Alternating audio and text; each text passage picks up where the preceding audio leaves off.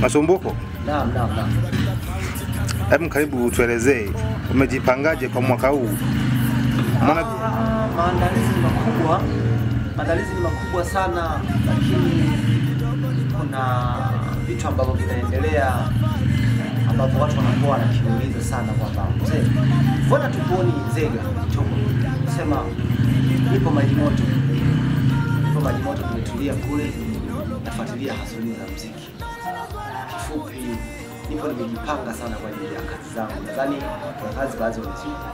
Sawa, kuna nyimbo baadhi tumeziona mtandaoni zinatamba sana, zinavuruga sana.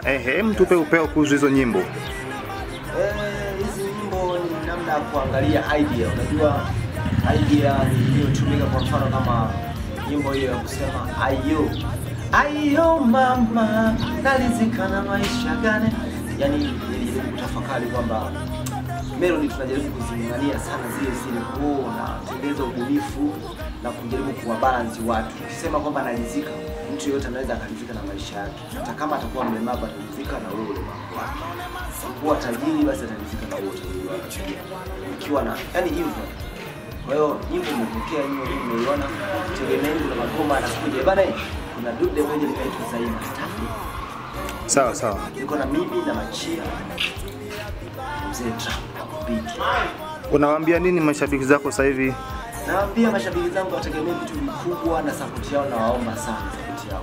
Naomba sana, wananijua vitu vyangu ni vikali. Hata kama utakutana na audio ni chuma mzee, chuma. Sawa, big up sana. Amna wala.